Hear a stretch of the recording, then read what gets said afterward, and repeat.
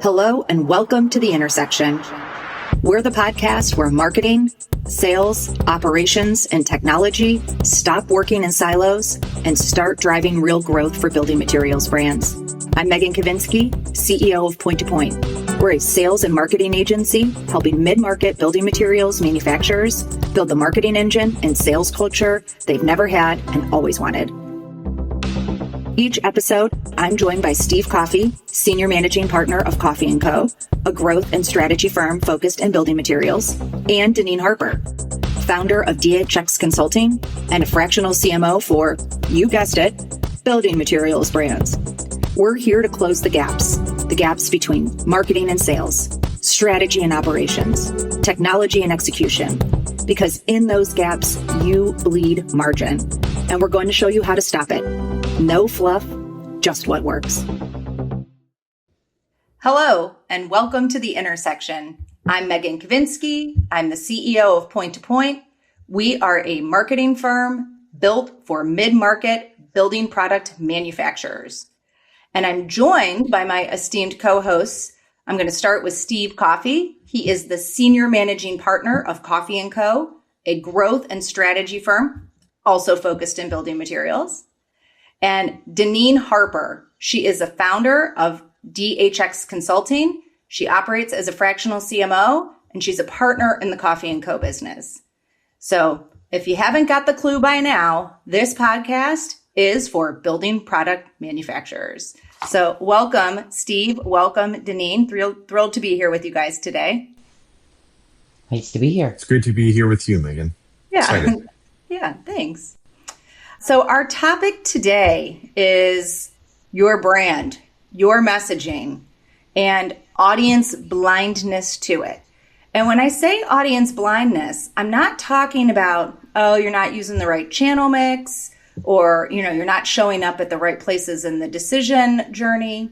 I'm talking that you are showing up, you're doing everything right, and nobody cares. Nobody's listening because you're talking about features instead of benefits. You're giving a list of things that are technical or way further down the buyer journey in terms of specifications than you are about emotion and outcomes. And you're taking an opportunity to turn someone, a customer, an architect, a dealer, whoever it may be, from someone who is able to see their vision through your product to someone who's just sort of like, same as everybody else, because the messaging isn't right.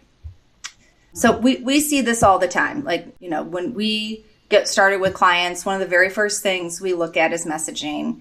And we do this exercise where if you can take like your hand and you can put it over the logo, and it could be anyone else in that category, or more often than not, it's any building materials brand. And it could say this, they could say the same thing.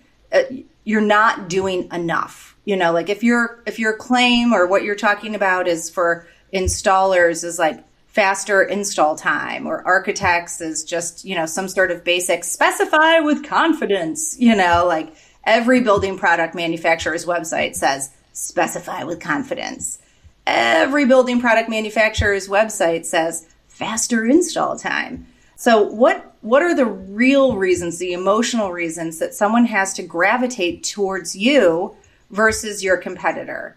Because if you're not building that emotion and that loyalty, you're leaving opportunity on the table. You're probably talking more about price than you are about benefit, which is just a race to the bottom. You're losing opportunities because people can't see the differentiation and the value. So your top line is suffering. And you probably are losing people to the competition. Your market share could be shrinking or not as big as it could be, because there's not enough meat for someone to grab onto there. So having having a message that doesn't resonate is costing you money in the market, although that is very hard to quantify exactly how that shows up. So I'm curious, Deneen, Steve, this is something that I'm sure you guys see all the time too. Like, this is common, right? It's not just me that sees this in the industry. Or if it is, we can just end the episode. This is a Megan problem. Yeah. Yeah.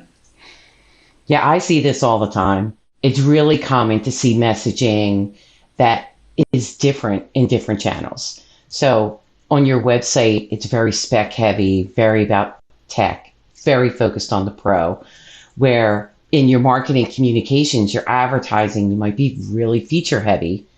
And you talk about, oh, it has this rating, it has this performance, it can do this. And then sales is just talking about, well, I can cut the price. And people, to your point, they buy on outcomes, they buy on emotion. They want to understand why your product is much better than someone else. So just by aligning that across all your channels and getting that message and the buy-in across all of your teams is really important. And things that really resonate are things like claims. Instead of saying, oh, I install faster, quantify that. If a typical product installs in 30 minutes, say mine installs in 23, but actually do the test. Mm-hmm. Actually go in, videotape it, show it, prove it, and then, or give tips and tricks and how you can cut your install time. That's what's really going to make the difference. And then these are the things that sales can really use instead of going in and saying, I'm going to cut the price. Once you quantify all of those things that really make your product stand out, now sales has the opportunity to go in and increase price. That's how you gain value for your product. Yeah. I think, well, there's all sorts of research out there. And of course, I don't have it at my fingertips the way I'd want to. But there's research out there that B2B decisions are infinitely more emotional than B2C. But you see a Charmin commercial is going to make you cry more so than a siding one will, right? And especially I've never cried at a Charmin commercial. Oh, have you? Maybe not a maybe Charmin Budweiser. One. Yeah, or puppies, some babies, something like that. Maybe the Volvo one with the kids going off to college. Yes. Yes. Okay. Yeah. All right. The next episode will be what makes Steve cry. Yeah. Not a Charmin. That'll be a tough one. Not Charmin. But those tend to play on emotions more than we do in B2B and in building materials. I mean, we're a tough industry. We literally tough. Our products are tough. Our people are tough. What we do is complicated. So it's a whole other set of emotions that go along. But you think about your job and you think about the decisions of your partners, both people and products that you choose to work with. Those are some of the most emotional decisions that you can make, because this is how you provide for your family, how you build your reputation, how you build your business, you build your practice of your craft of whatever it is. And so we can't dismiss the fact that these are emotional type decisions for architect, for a building owner, for an installer, a general contractor, a dealer. All of that is about how they are building their world, their personal world, as well as their professional world. Well, I just have one point to add. And Deneen, I think you made this point, but marketing, what I see is that marketing teams do a ton of work alongside the sales team. But then what I'm finding in talking to more sales managers and reps, and then talking to, an architect or a builder, there's a huge gap in between what the builder actually learns and what they walk away with and what the sales rep think that he delivered.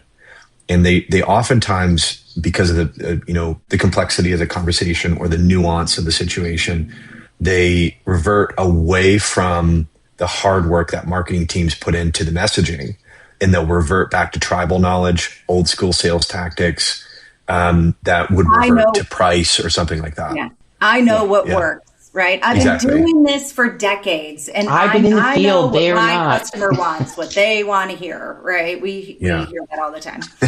And I think that is literally money wasted. Yeah. So I think this is also an investment discussion. Is your investment, do you have ROI on the hard work that marketing is doing and that the organization is contributing? So I see it. I see it almost every single conversation. Yeah. And what pops up all the time is that a lot of times the messaging is really geared towards one audience. But in this business, you have several audiences. From a manufacturer's point of view, they're rarely thinking about the contractor. right? Or on a commercial side of it, they're rarely thinking about the project manager who's going to value engineer your product unless they have a really clear understanding of those benefits and why that product is the one that needs to be used. So if you're a manufacturer and you're only talking to the pro is still multifaceted. So you really have to have those common threads that are sewn throughout, but spoken in a slightly different way, so that that conversation translates from the sales team to the contractor. That contractor ends up walking away and understanding exactly what that salesperson thought they were delivering, and that ends up being delivered into the job site. And I think that's the real unlock. Well, you're right, Deneen, because the way that we think about it is, you start, and when you're trying to get a specified product sold, your first customer, who's arguably your most important, also buys nothing ever. Like they specify it, they have no ability to actually purchase said product for you, except for maybe in a design build firm. And then it moves over to the GC, who's going to bid the project out, and it's going to be a mix of themselves, subcontractors, and dealers who kind of work together to make decisions influenced by the building owner and the architect, right? And so who is the decision maker, right? And how do you keep this whole buying posse on the same page? And if you're selling to the installer based on price, and giving the impression that it's just about a price point, how are you going to ever hold the value with the architect and with the building? Like you're in a tough situation. And I also thought your point, Steve, about the salesperson who's been in the industry for decades and probably really does know their customers extremely well and what they want to hear. Super important person to have at the table when you're crafting your messaging, right? Messaging should not be an exercise that marketing does alone, right? Messaging should be an exercise that includes the whole team, right? So when we talk about we're the intersection of sales, marketing, operations, and product, every single one of those people should be involved in some part of giving input to crafting the message, right? Because the sales team does know what the customer is looking for. Operations does know about lead times or efficiency, QA, those types of things. Product knows about how, you launch a new product. Maybe you want to update your whole messaging so that you can be bigger than what you used to be about before. And what does the roadmap look like? I mean, it is so important to have all of those people there. And then to also have the customer there, right? And not rely on your sales team alone to tell you what the customer is looking for, because they don't necessarily know the right questions to ask, or maybe they can get a question or two in, but then how you go a level deeper and what you're really looking for, how you respond with additional questions based on the input that the customer is giving you is not something the sales team's not trained in, that kind of thinking, the way that we're not trained in, the sales level thinking. So it's an important nuance and differentiation. I would agree with you there. And I think it's also really important for marketing to go in the field to really understand what's happening on the job site and all the different phases of construction, because there's so many phases and there's different people that are involved in each of those phases. So how your understanding of that pass through from phase to audience type is really important to capture. And you can't capture that any other way. So I'm curious, and I don't want to rabbit trail our conversation too much here, but both of you have been in a lot of conference room tables. You sat around those tables, with a lot of stakeholders throughout those departments and things like that, to define what the messaging needs to be. So I'm just curious, Megan, you kind of alluded to who needs to be in the room. I'm just curious to both of you, what does that exercise look like? Like, let's say I'm a mid-market manufacturer and I'm trying to define that. I'm trying to assess, is my messaging reaching the audience? What does it even look like? What needs to happen in that room if a company is going to come together and say, you know what, I wonder if that's the case for us, or I want to get better at that. What do I need to do? Who do I need to have in the room? Well, the interview is really important, but even more important is the way that you phrase the questions. So you need open-ended questions that don't direct that individual to a specific answer. So you can't bring your bias into the room. You need to, like we said, bring in all of those players, but start to get them to tell the story and sit back and listen. Don't really try to evolve the conversation unless you're going to ask a question to try to dig a little deeper. The way that we do it is we don't actually solve it in that room, Steve. We start in that room by asking a lot of questions about the business, because the best thing that sales and product and operations can give marketing is additional perspective on the business that can help inform the messaging and the marketing strategy. So we're asking a lot of questions about, what are your goals 3 years from now? Which are your highest margin products, right? What do you think your ideal customer looks like? Who do you think they are? Why are they that?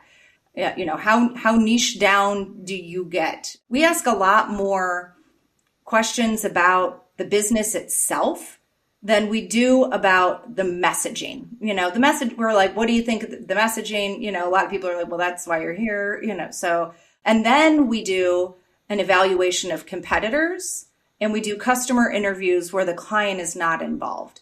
And we try and talk to at least 2 of those buying groups that you outlined, Deneen, earlier, because we got to make sure we got at least, there's typically maybe 2 core audiences that are less known within a building product manufacturer. If you're talking to the installer and you're doing a pretty good job there, maybe you don't really know what your dealer or your architect is thinking about. So let's focus there, and then we can bring all that tribal knowledge together and come up with some better messaging. But I do want to take a quick pause before we move forward in our conversation to tell or ask our listeners that if you are finding value in this conversation and you're thinking to yourself, I wish somebody else was here with me, guess what? They could be. Just take a moment, send them a link to the podcast, tell them you want to catch up after they've had a listen and talk about these topics. So I'll give you a second here so that you can send the email and that you can subscribe.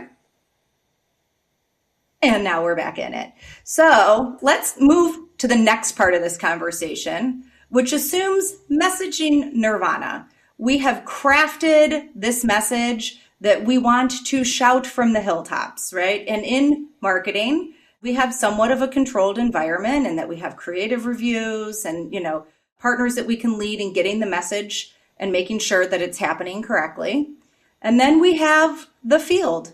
And in the field, we have less control, where the sales team and getting it indoctrinated into how they're actually showing up in front of customers is a lot harder, or even getting our operations team to think about the message that we're putting out there, how are we delivering it from an operational perspective? Because when you do that messaging, I guess something important that we didn't talk about is that it should feel a little uncomfortable, not a lot uncomfortable, but a little uncomfortable, because you don't want to be doing this type of messaging and adjustment of your brand every year. You want to make sure you're giving yourself room for growth in that 3-year vision. Like, is it big enough for where we are 3 years from now?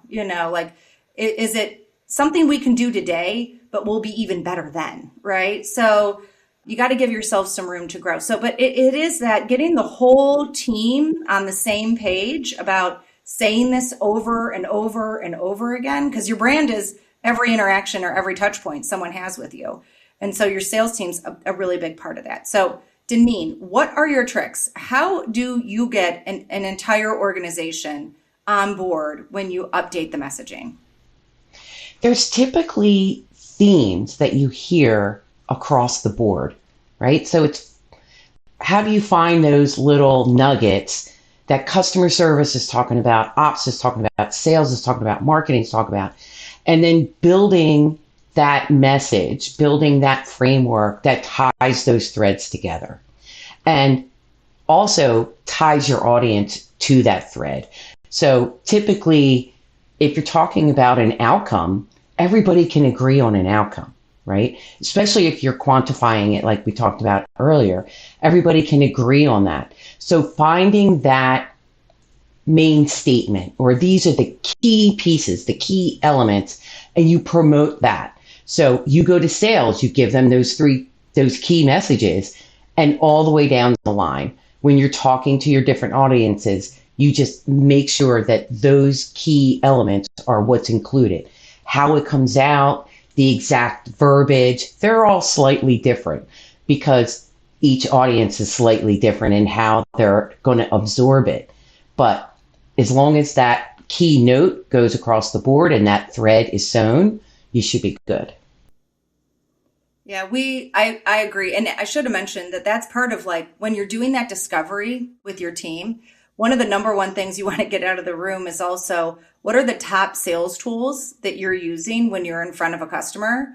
Because as soon as the messaging is updated, you got to update those sales tools because it's going to be way easier for the sales team to say on script if it's right in front of them, and it makes it easier. It's hard. It's like learning a new language. It's hard to, and especially so many people in this industry have been either in this industry or with that company for so long, which can be a huge benefit and a wonderful thing. But you're undoing decades of learned behavior, and it's not going to happen overnight. So you can't think like, I launched it and it is so, right? It is not so. It has to be constantly reinforced internally as well as externally, right? I couldn't agree with you more. I can't tell you how many times I see marketing run a new campaign and it's like they forget about sales. They even forget about internal. So, they'll run a new campaign. They haven't talked to ops to see if they have capacity. They haven't talked to sales and given them new tools to support what you're talking about. And then you'll have salespeople come back and say, oh, I saw this new ad. Yeah. What's happening? That happens more times than not.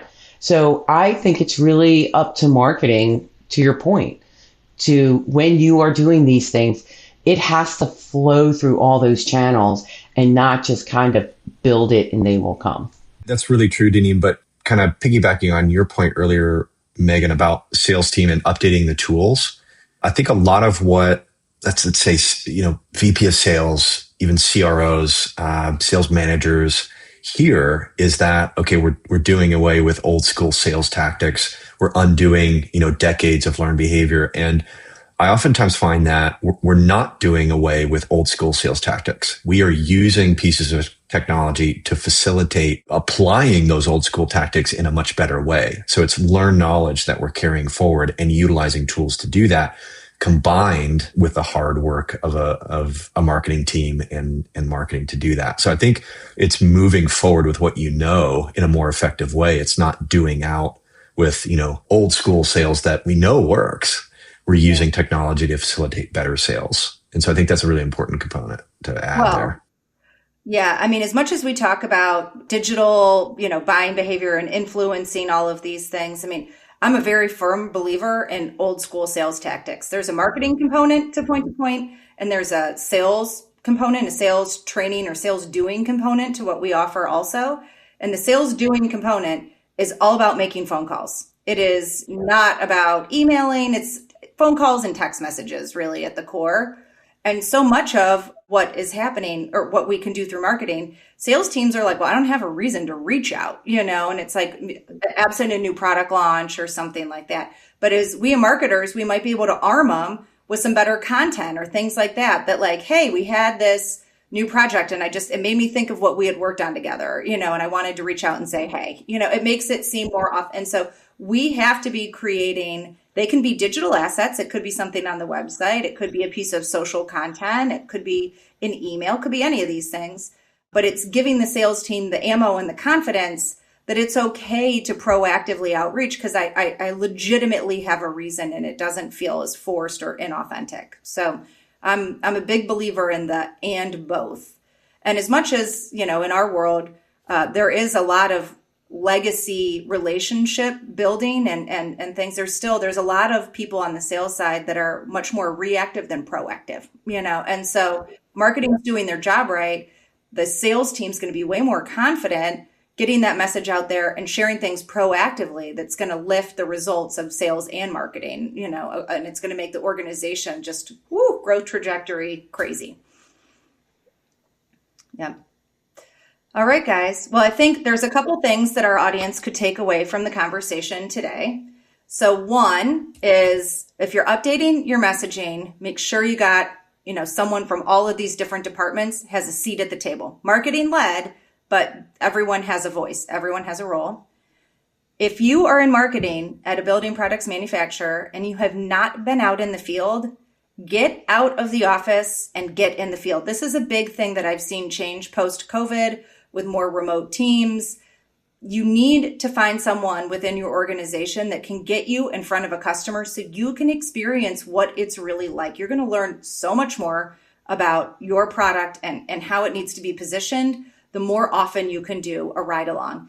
And you know what? It doesn't even always have to be in person. A lot of these could be virtual. It's not as great, but they could be virtual. Or if your sales team is recording their sales calls, which a lot are now, you could be listening and auditing them afterwards and putting them into an AI tool and learning so much from that. You got to be like soaking those things in, right? And I think the other big takeaway is once your messaging is launched, your work has just started, right? It takes constant reinforcement. It takes, really making sure that people understand why you're saying it's going to take a year, maybe longer, because so much of this is likely legacy behaviors and ideas and words that people are used to saying. So be patient, support your team, applaud those that are doing it well, celebrate the successes, and keep coaching everyone else until they get all the way there. So Steve, Deneen, that was a delight. And for our listeners, if you found value in what we had to say today, again, I'd encourage you to share and I'd encourage you to subscribe so that you can be alerted when our next episode is launched. Thanks, everybody.